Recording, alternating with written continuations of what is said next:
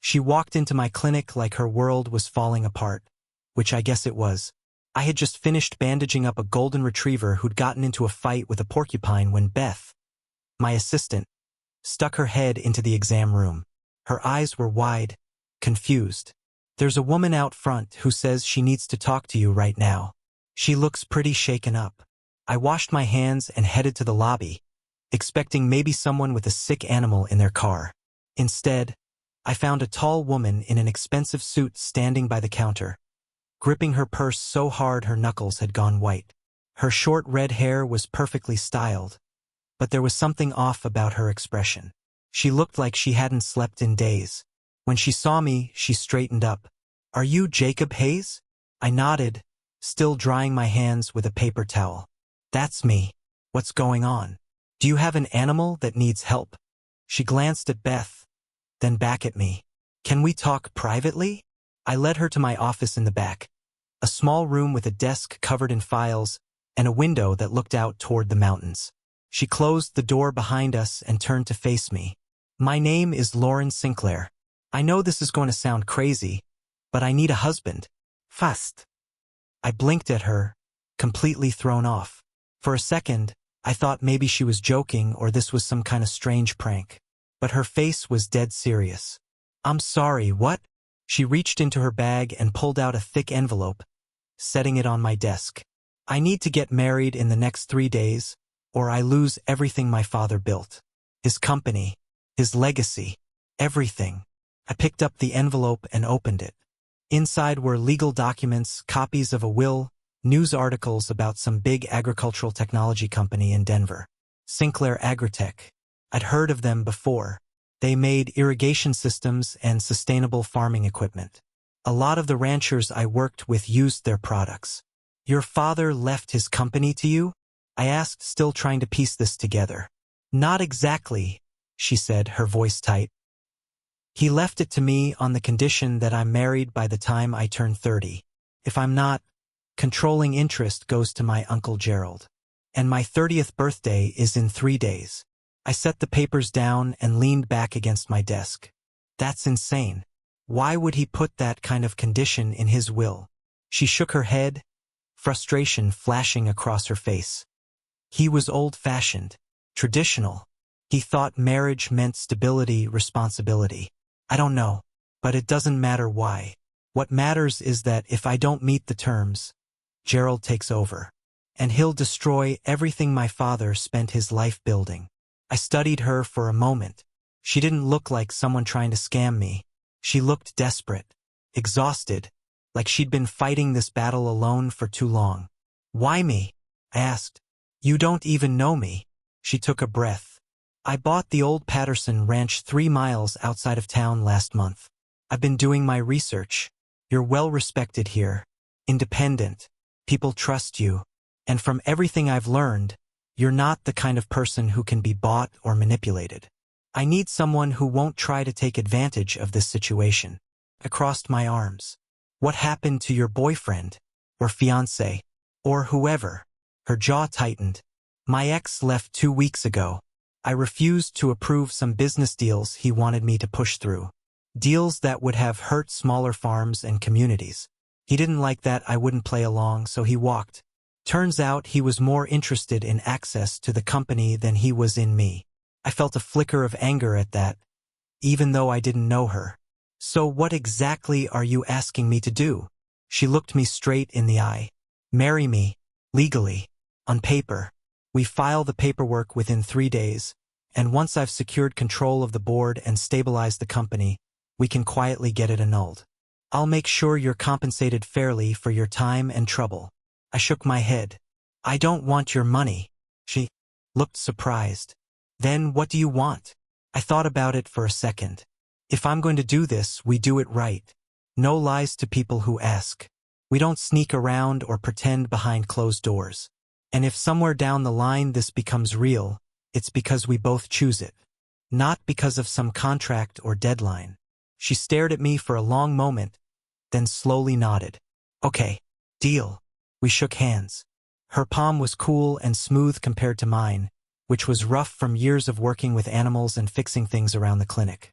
Then I said something that clearly caught her off guard.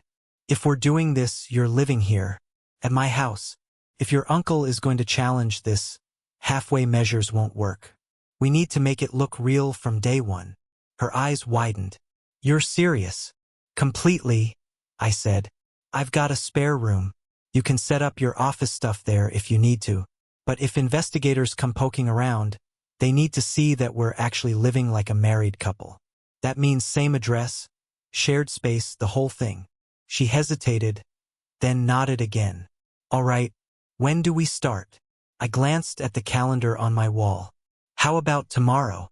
That gives you time to pack what you need and me time to clear out the spare room. She let out a breath that sounded like relief mixed with disbelief. Tomorrow then.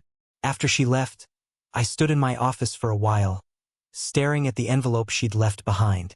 Beth knocked on the door. Everything okay, Doc? I looked up at her. Yeah. Just agreed to marry a complete stranger to help her save her family's company. Beth's eyebrows shot up. You what? I laughed, even though none of it felt funny. I'll explain later.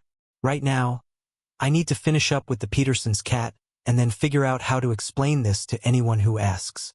The rest of the day passed in a blur. I kept thinking about Lauren, about the look in her eyes when she talked about losing her father's company. There was real pain there, real fear. I didn't know her, but I understood what it meant to care about something bigger than yourself. I'd built this clinic from nothing, turned an old barn into a place where people trusted me with their animals, their livelihoods. If someone tried to take that away, I'd fight for it too. That night, I went home and started cleaning out the spare bedroom. It was filled with old boxes, books I'd been meaning to donate, random furniture I didn't use. I spent 2 hours hauling things to the garage and making space. By the time I finished, the room actually looked decent. Clean floor, fresh sheets on the bed, empty closet ready for someone else's things. I sat on the edge of the bed and wondered what the hell I'd just gotten myself into. Marrying a stranger, having her move into my house, pretending to be husband and wife while her uncle tried to tear everything apart. It sounded like something out of a movie, not real life. But it was real. And in less than 24 hours, Lauren Sinclair was going to show up at my door with her suitcases and her desperation and her hope that I could help her hold onto the last piece of her father she had left. I understood that feeling more than she knew. Lauren showed up at my house just after 7 in the morning.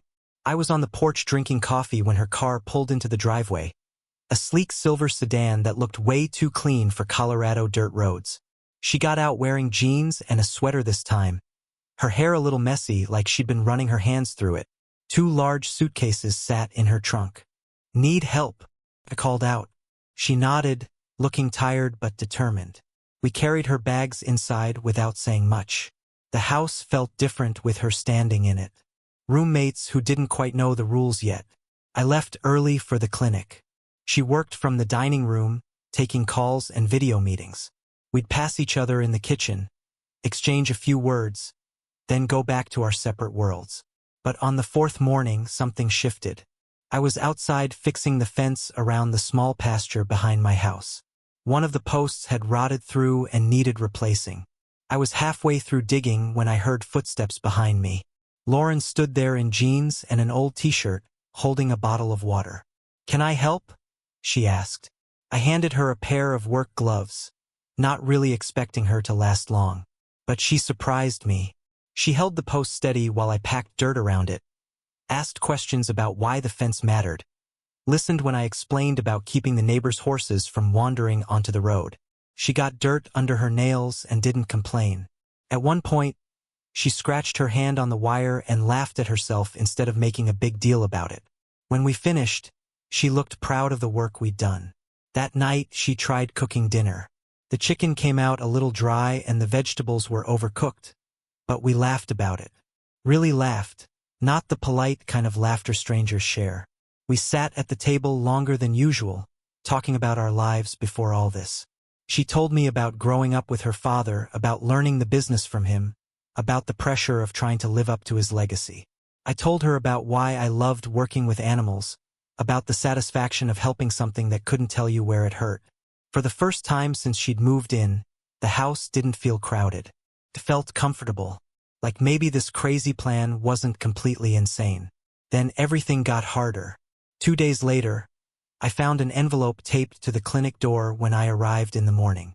Inside was a letter from a lawyer representing Gerald Sinclair, formally notifying me that the marriage was under investigation for fraud. They were requesting financial records, phone logs, witness statements. My stomach dropped. I called Lauren immediately. She answered on the first ring. "They sent you one too?" I asked. "Yes," she said, her voice tight. "Gerald's moving fast. He's trying to build a case before we can establish any kind of real history together." That afternoon, a man in a suit showed up at the clinic asking Beth questions about me and Lauren. How long had we known each other? Had she ever seen us together before the marriage? Beth told him to leave, but the damage was done. People were watching us now, looking for cracks. When I got home, Lauren was pacing in the living room, phone in hand. She looked like she was ready to break something. "They're going after you too now," she said. "Articles online calling you an opportunist, saying you're after my money." I set my bag down.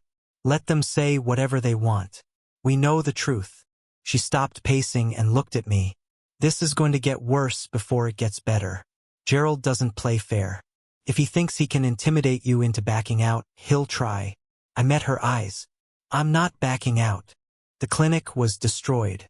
I stood in the doorway staring at the mess, my brain struggling to process what I was seeing. Cabinets hung open, their contents dumped across the floor. Medications were scattered everywhere, bottles broken, liquids pooling on the tile.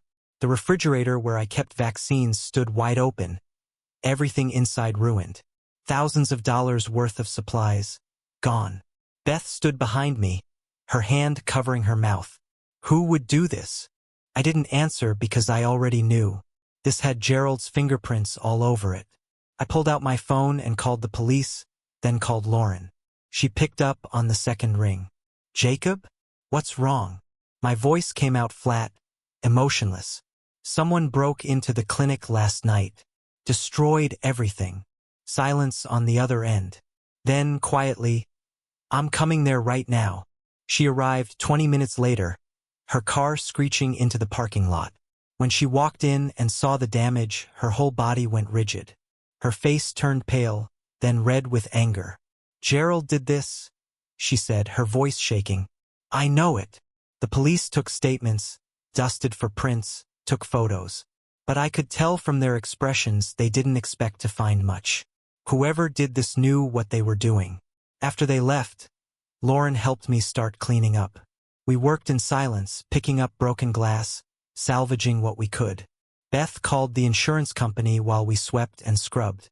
Hours passed. My hands were raw from cleaning chemicals by the time we finished. The clinic looked better, but it would take weeks to replace everything. Weeks I couldn't afford to lose. Clients depended on me. Animals needed care. Lauren drove me home that night. Neither of us spoke until we pulled into the driveway. "I'm going to fix this," she said firmly. "No." I cut her off. "We're going to fix this. Together." She looked at me surprised. "Jacob, this is my fault. Gerald is attacking you because of me." I shook my head. "He's attacking because he's desperate. That means we're winning." Inside, she made coffee while I sat at the table, exhaustion hitting me all at once. When she handed me the mug, her fingers brushed against mine. "Thank you," she said softly, "for not walking away." I looked up at her. Why would I walk away? She sat down across from me. "Most people would. This is getting dangerous. It's affecting your business, your reputation. You barely know me." I took a sip of coffee, considering my words. "I know enough. I know you're fighting for something that matters. I know you haven't asked me to compromise who I am. And I know that if I walked away now, I'd regret it for the rest of my life." Something shifted in her expression, softened. For a moment, we just looked at each other across the table. Then her phone rang, shattering the moment. She answered it, listened for a few seconds, then her face went white. "When?" she asked, her voice tight. She hung up and looked at me with pure fear in her eyes. Gerald filed an emergency petition with the board. He's demanding a full audit of our marriage. If they rule it's fraudulent, I lose the company immediately, and you could face legal charges for collusion. My stomach dropped. When's the hearing? She swallowed hard. 3 days. The next 72 hours were complete chaos. Lawyers arrived at the house with boxes of documents. They interviewed us separately together, asked questions about every detail of our relationship. When did you meet? Who proposed? Where do you keep your toothbrush? What side of the bed does she sleep on? We answered everything as honestly as we could. Yes, we met recently. Yes, it happened fast. But no, it wasn't fake. Neighbors came forward to help. Mrs. Chun from the bakery signed a statement saying she'd seen us shopping together. Tom Peterson confirmed we'd had dinner at the diner twice. Beth provided records showing Lauren had visited the clinic multiple times. Every piece of evidence mattered. Every moment we'd spent together became proof. Lauren's lawyer also started digging into Gerald's background. If he was going to question our marriage, we'd question his motives. They found suspicious financial transfers, threatening emails to board members, evidence of manipulation. But I could see the stress eating at Lauren. She barely slept, spent hours on phone calls, paced the house at night. On the second night, I found her sitting on the porch steps at 2 in the morning, staring out at the mountains. I sat down beside her without saying anything. After a long silence, she spoke. What if we lose? What if they decide this isn't real and you get dragged into court? You could lose your license, your clinic, everything you've built. I looked at the stars scattered across the sky. Then we'll deal with it. She turned to me, eyes glistening.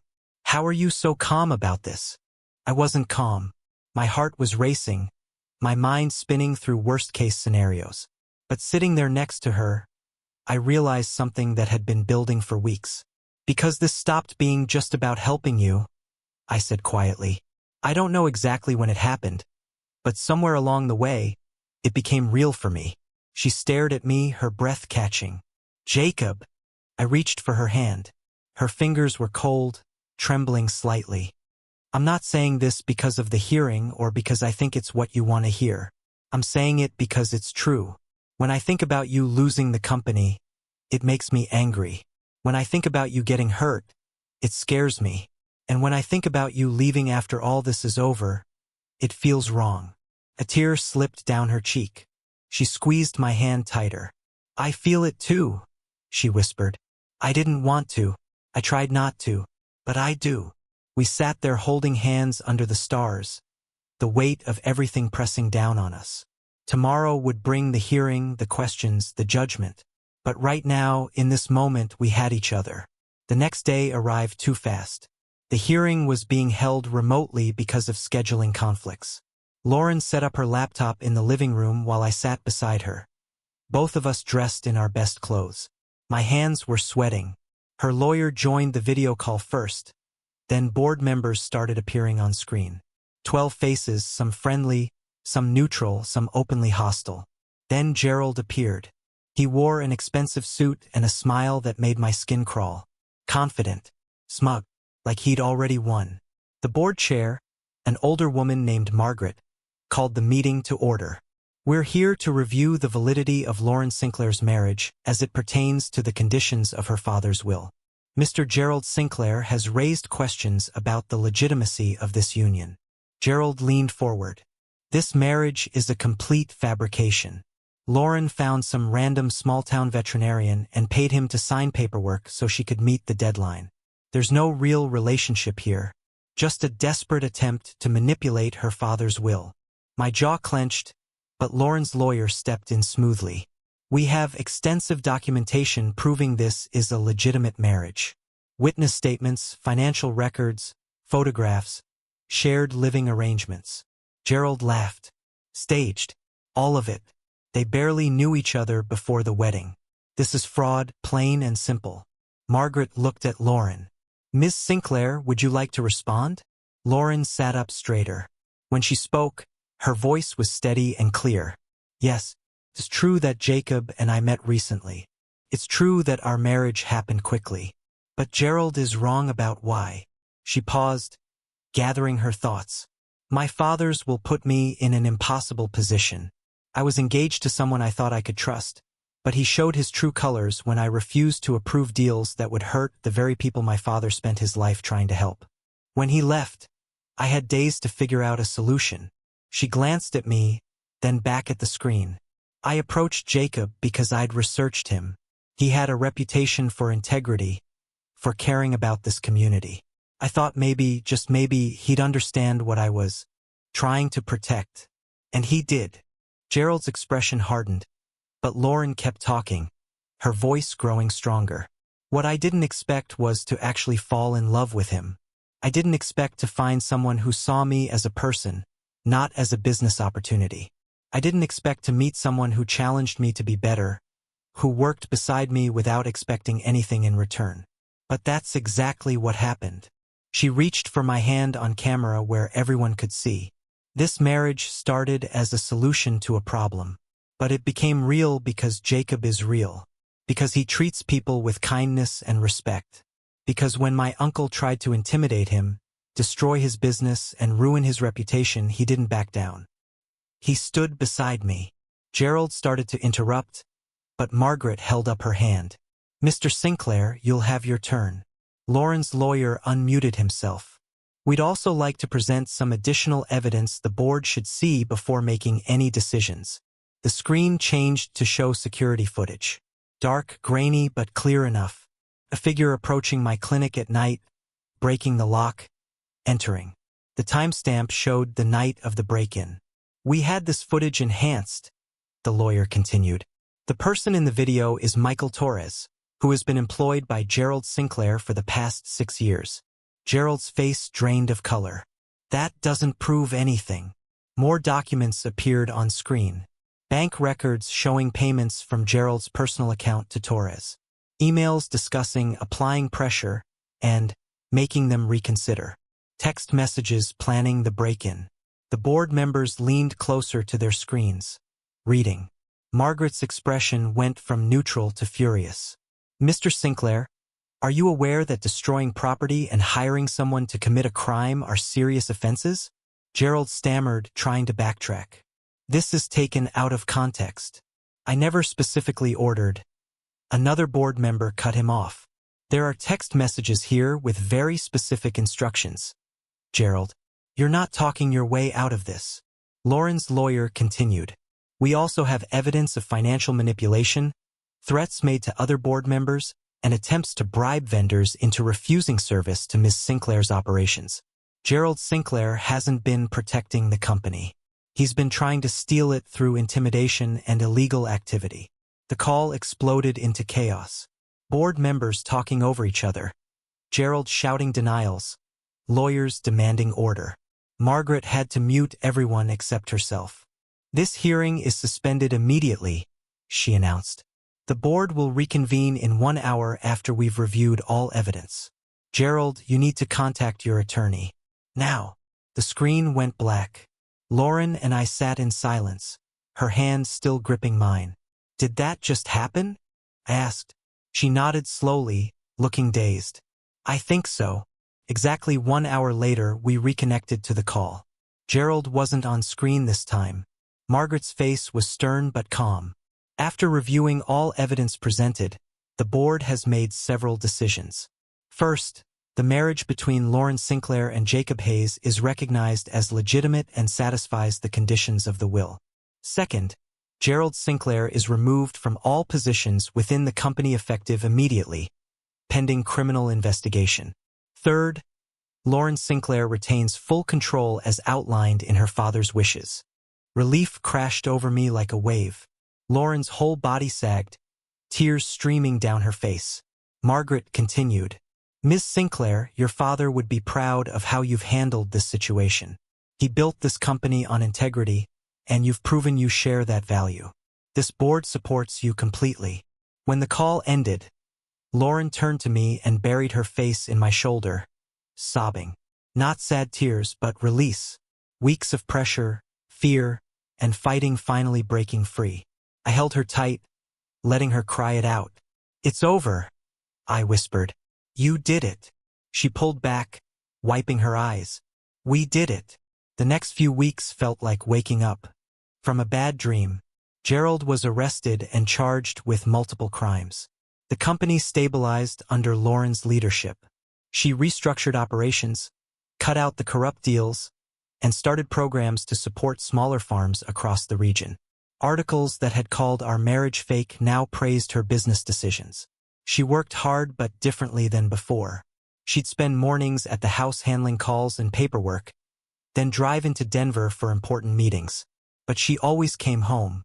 We'd never actually talked about where she slept, but one night I found her sitting on my bed reading, and she just stayed. Her clothes migrated into my closet. Her shampoo appeared in my shower. Her coffee mug sat next to mine every morning. Life fell into a rhythm that felt natural. I'd wake up early and she'd mumble something sleepy before rolling over. I'd make coffee and she'd stumble downstairs an hour later. We'd eat breakfast together before I left for the clinic. Some evenings she'd come by and help with simple tasks, holding animals while I examined them or organizing supplies. Beth had stopped giving me suspicious looks and started treating Lauren like part of the team. On weekends, we'd work on projects around the house together. Fixed the leaky faucet in the kitchen, painted the porch, planted a small garden that probably wouldn't survive my lack of attention, but we tried anyway. We argued sometimes, about her working too late, about me not asking for help when I needed it, about whose turn it was to do dishes. Normal couple stuff that somehow felt more real than any grand romantic gesture.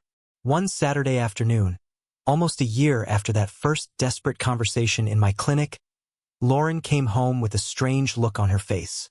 "I've been thinking," she said, setting her bag down. "About what?" I asked from the couch where I was reading. She sat beside me, tucking her legs under her. "About us. About this marriage." My heart skipped. "Okay." She took a breath. "The lawyers keep asking if I want to proceed with the annulment paperwork. Technically, we could do it now.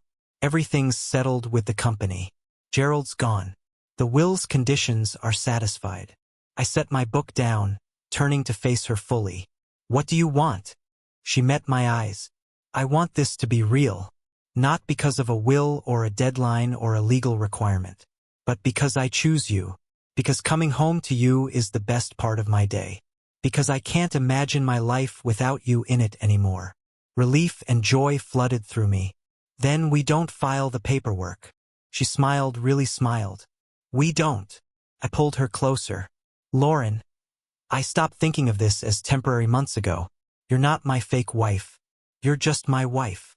She kissed me then, soft and sweet, and it felt like the first real kiss even though we'd kissed before for appearances.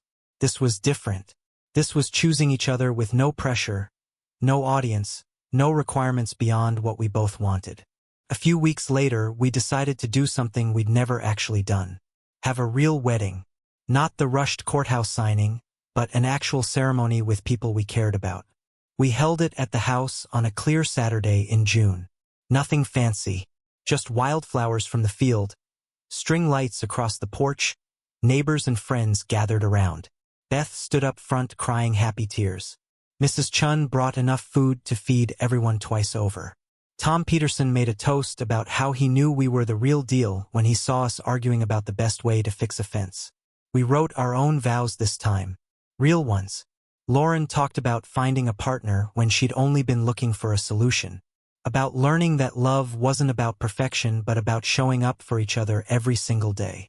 I talked about how she'd walked into my life asking for help and ended up showing me what it meant to fight for something bigger than yourself. About how she'd made my house feel like a home again. When I slipped a real wedding ring onto her finger, replacing the plain band we'd bought in. A hurry a year ago, she squeezed my hand tight. Later that night, after everyone had left and we sat on the porch watching stars appear, she leaned against my shoulder. "Do you ever think about how this all started?" she asked.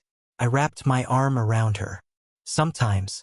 You walked into my clinic looking terrified and desperate, asking a complete stranger to marry you." She laughed softly. "And you said yes. Why did you say yes?" I thought about it. "Because you were fighting for something that mattered. Because I respected that. And maybe because some part of me already knew this would turn into something real. She tilted her head up to look at me. I came here looking for a husband. Just a name on paper to save my company. I kissed her forehead. And you stayed because we built something worth keeping. She smiled. Yeah, we really did.